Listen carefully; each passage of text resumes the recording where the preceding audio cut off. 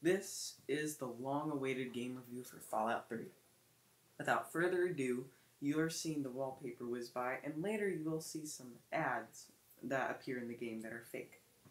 That shows the part of the presentation, which is so much of the creativity that this game has to offer. This is by far one of the most creative games I've ever played, and graphics are overall good, a lot of bloody messes. It is very gory. Now, I will warn you, it is rated M for strong language, being gory, and the gory shouldn't be a problem though, but the language is, so they use the F word sometimes. And other than that, it can be played by any teenager, really. It's really fun, and adult alike. This game's sound also has very good voice acting and very good music. But aside from that, the big meat of this is the gameplay. The gameplay is one of the best gameplay I've ever seen. Let's start off with the storylines. There's just so much to review in this game. The storyline is a basic premise.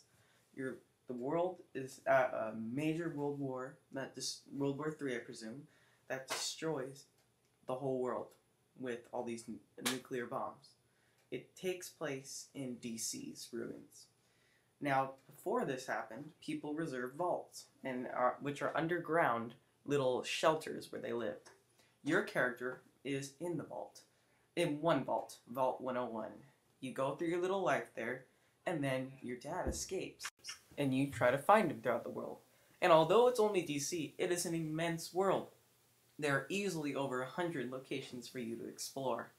Some may be simple as a burnt building, and some may be a whole city inside an old aircraft carrier ship, which is immense. And there are many, many, many quests.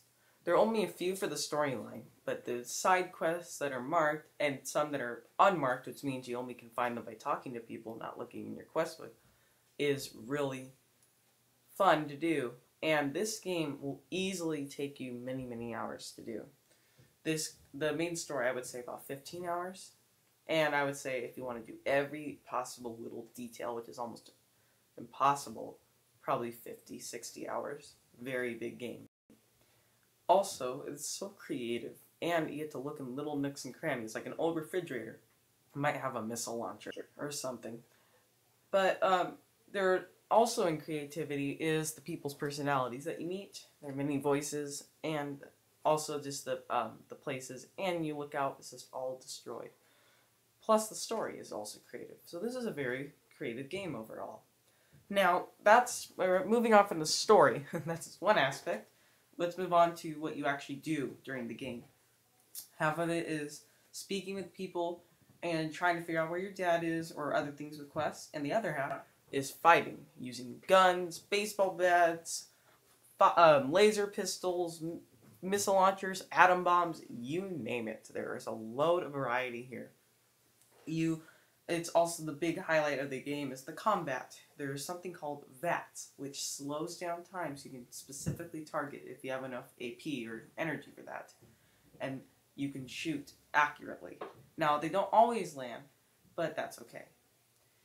Now, that's the major part of the game, is the story and the combat, and they're the highlight also. One other thing I like to add about the story is it's sort of a retro future, as you see. It's in the, I guess you could say near future. Probably, it takes place in 70 years, but the war happened in 40. And it is sort of like the advanced technology, but it's like the 50s. So like there's still black and white television, the computers are not as advanced, but yet it's still more advanced technology. It's kind of hard to explain. And the last thing I can give that might possibly be a con, but to me and most people this is actually a benefit, are the many, many, many bugs. But unlike its sequel, New Vegas, which I will review maybe in the future, these bugs enhance the gameplay, in my opinion. But others may find the bugs annoying. For example, when you have a weapon called the Fat Man, which basically launches atom bombs, and you use VATS to slow down time and shoot someone like 2 inches away, you don't die from an atomic explosion, which to me is kind of cool. And all these glitches are usually on the Xbox version.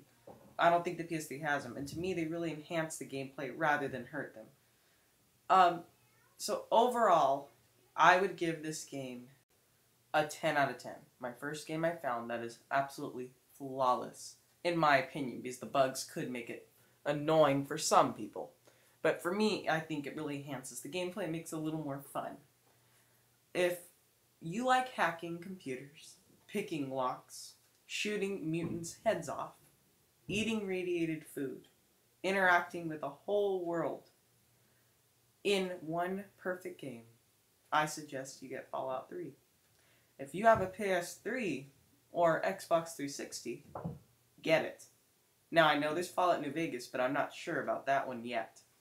Although I have heard some reviews that Fallout 3 is better, although New Vegas is great. But the bugs there, all in all, ruin the game there.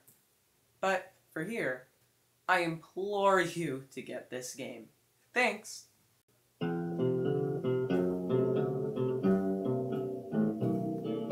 I don't want to set the world on fire. I just want to start